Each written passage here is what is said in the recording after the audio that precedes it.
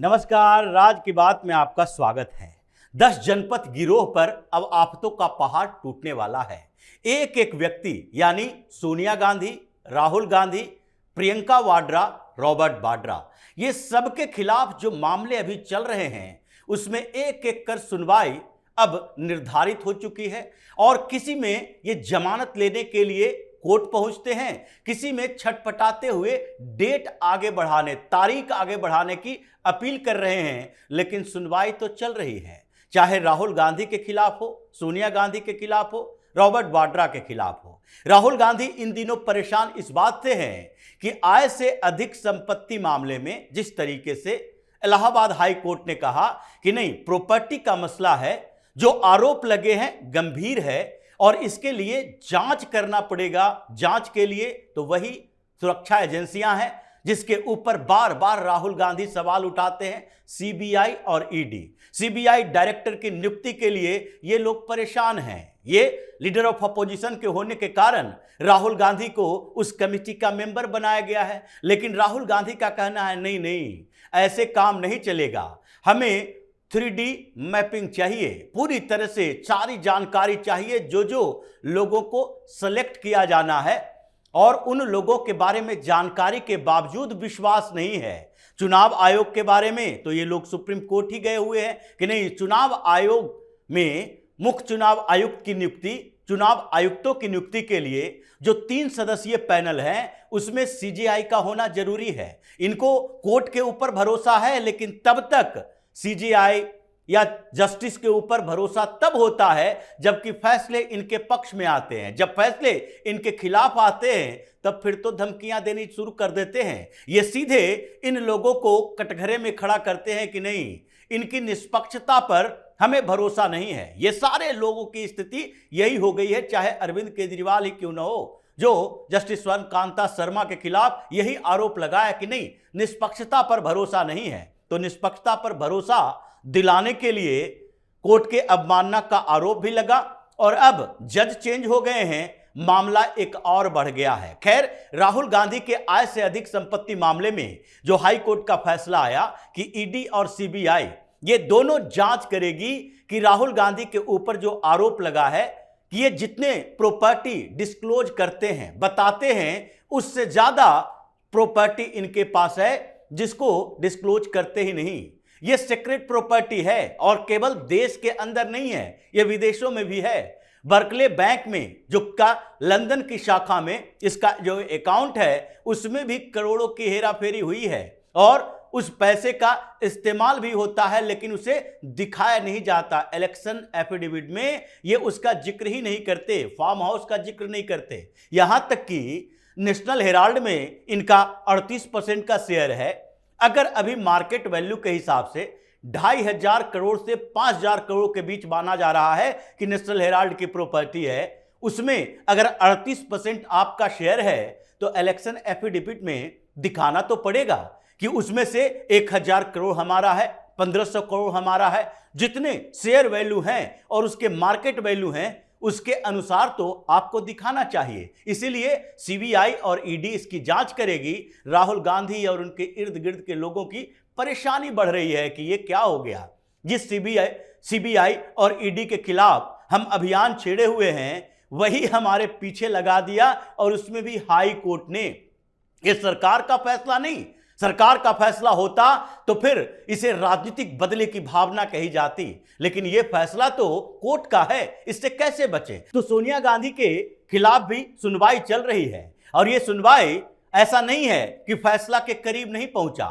4 जुलाई को फिर उसकी सुनवाई होगी और उसमें यह जो मामला है बड़ा गंभीर है, फर्जीवाड़े का मामला है। इसमें आईडी और साथ ही ये पासपोर्ट जब्ती होगी। ये सोनिया गांधी का 10 जनपद से बोरिया बिस्तर पैक होने वाला है, क्योंकि ये जो मामला चल रहा है केवल इस बात का नहीं है कि वोटर लिस्ट में नाम आपने डलवाया कैसे। ये मामला इस बात का है कि वोटर लिस्ट में नाम डलवाने के लिए आपने जो फर्जी दस्तावेज दिए वो कहां से आया, और अगर नहीं दिए तो किस इन्फ्लुएंस से वोटर लिस्ट में नाम आपका आया। क्योंकि अगर वोटर लिस्ट में नाम जोड़ा गया था जिस समय आप नागरिक नहीं थी, भारत की नागरिक भी नहीं थी 1980 में, और आपका वोटर लिस्ट में नाम जोड़ा गया, लेकिन उसके बाद जब विवाद हुआ तो आपने वोटर लिस्ट से नाम हटवा दिया। लेकिन उस समय जब आप देश की नागरिक ही नहीं थी तो फिर आपका नाम आया कैसे? क्या आपने कोई डॉक्यूमेंट्स दिया? बिना डॉक्यूमेंट्स का ऐसे ही वोटर लिस्ट में नाम तो जुड़ाया नहीं जा सकता। तो डॉक्यूमेंट्स दिया, वो फर्जी डॉक्यूमेंट्स था, इसलिए फर्जीवाड़े का आरोप है। दूसरा, जब दूसरी बार आपका वोटर लिस्ट में नाम आया, जो अभी तक कंटिन्यूअस चल रहा है, वो भी फर्जी ही है, क्योंकि 1983 में आपने दूसरी बार नाम जुड़वाया और वो भी जनवरी 1983 में जुड़वाया, लेकिन आपको नागरिकता जो मिली है भारत की, वो अप्रैल 1983 में मिली, 1983 अप्रैल महीने में। तो फिर 3 महीना पहले आपके पास कौन से ऐसे दस्तावेज थे? क्या आपने ये बताया कि नागरिकता के लिए हम अपील किए हुए हैं, भारत के नागरिक बनने वाले हैं, इसलिए एडवांस में हमें वोटर लिस्ट में नाम जोड़ दो? ये तो फिर फर्जीवाड़ा हुआ। और अगर इस पर जिस तरीके से कोर्ट में सुनवाई चल रही है, ये लगता है कि सोनिया गांधी पर फर्जीवाड़े का आरोप साबित होगा और उसके बाद इनके पासपोर्ट भी जब्त होंगे, नागरिकता पर भी पेच फंसेगा। जैसे राहुल गांधी के डुअल सिटीजनशिप वाले पर है, उसी तरह इनके ऊपर भी वही आरोप है। और फिर वोटर आईडी कार्ड जो नागरिकता मिलने से पहले ही आपने बनवा लिया था, अब के स्थिति में क्या करना है?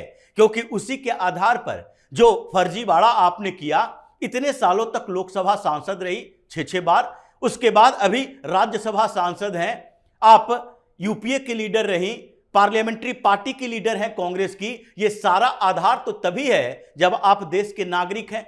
और देश के नागरिक बनने के लिए क्या आपने वोटर आईडी कार्ड का भी इस्तेमाल किया, या फिर वोटर आईडी कार्ड पहले बनाया, नागरिकता बाद में ली, तो फिर उसमें भी फर्जीवाड़ा किया गया? तो ये सोनिया गांधी का मामला भी कम पेचीदा नहीं है। ये इसमें पहले तो रिजेक्ट किया गया था याचिका की नहीं, ये इलेक्शन कमीशन का मामला है, लेकिन जब दोबारा याचिका दायर किया गया तो इसमें क्रिमिनल कॉन्स्पिरेसी की बात कही गई कि यह आपराधिक साजिश है, इसलिए इस आपराधिक साजिश की सजा मिलनी चाहिए। आप ऐसे इसे टाल नहीं सकते कि चुनाव आयोग ने वोटर लिस्ट में नाम दायर किया और अब ये उसका सब्जेक्ट है, इसलिए कोर्ट में सुनवाई चल रही है। लेकिन ये राहुल गांधी की नागरिकता भी वैसे ही फंसा है।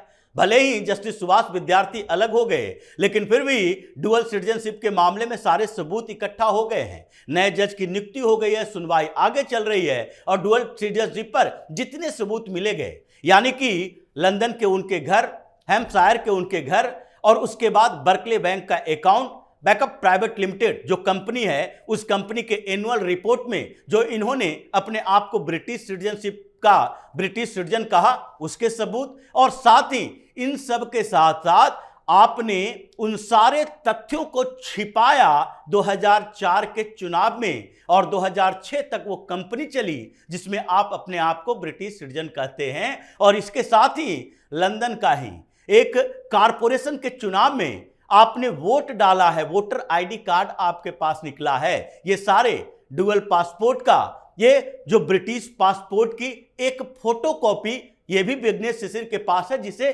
पेश किया गया।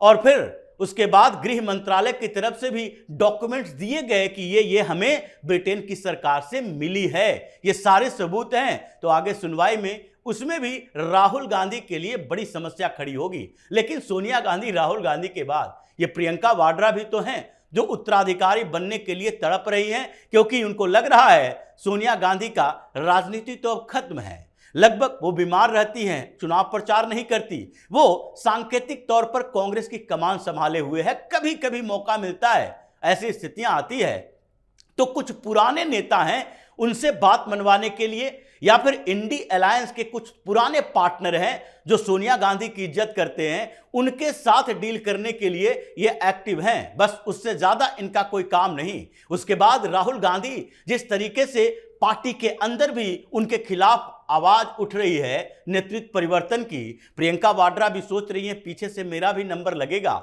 हम भी कभी कांग्रेस का नेतृत्व करेंगे। लेकिन उससे पहले ही इनका भी पेच फंसा हुआ है। प्रियंका वाड्रा के खिलाफ भी आय से अधिक संपत्ति का मामला चल रहा।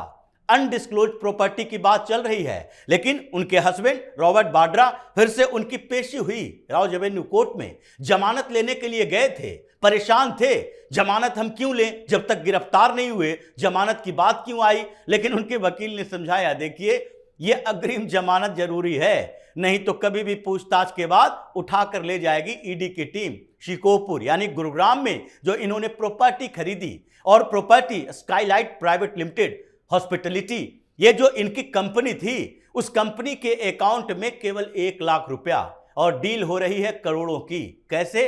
क्योंकि ये फ्यूचर ट्रेडिंग थी कि बाद में ये जमीन हमारे नाम कर दो, उसके बाद इस जमीन को क्या, जो एग्रीकल्चर लैंड है उसको कॉमर्शियल लैंड बनाएंगे, क्योंकि सरकार हमारी कांग्रेस की सरकार, और कॉमर्शियल लैंड बनाने के बाद डेवलप करेंगे तो इसकी कीमत 1000 गुना बढ़ जाएगी, और 1000 गुना जब बढ़ेगी तो आपको रीपेमेंट कर देंगे। यही चीजें चली और यही मनी ट्रेल भी मिला है। इस मामले में भी वो फंसे हैं। अभी जमानत 50,000 के मुचलके पर इनको मिल गई है, लेकिन आगे समस्याएं बढ़ने वाली है। समस्याएं इनकी गिरफ्तारी तक भी पहुंचेगी। प्रियंका वाड्रा भी उसी मामले में है, क्योंकि ऐसा नहीं है कि हस्बैंड की प्रॉपर्टी को आप अलग थलग कर दें। ये रॉबर्ट वाड्रा के खिलाफ तो दुबई में, लंदन में, ये दोनों जगह पर प्रॉपर्टी होने के सबूत भी दिए हैं ईडी ने। इसलिए पूरा गांधी नेहरू खानदान, इस बीच जो 10 जनपद गिरोह है, उस पर आफतों का पहाड़ ऐसे टूटा है कि लगता है 2-3 महीने के भीतर इन सब के खिलाफ कई मामले आएंगे, सजा एक के बाद एक में होगी, और इनका राजनीतिक कैरियर पर फुल स्टॉप लगने ही वाला है। तो इसी तरह की खबरों के साथ फिर से हाजिर होंगे। तब तक के लिए बने रहिए हमारे साथ और देते रहिए हमें सहयोग, ताकि इस तरह की खबर हम आपके लिए लाते रहें। धन्यवाद।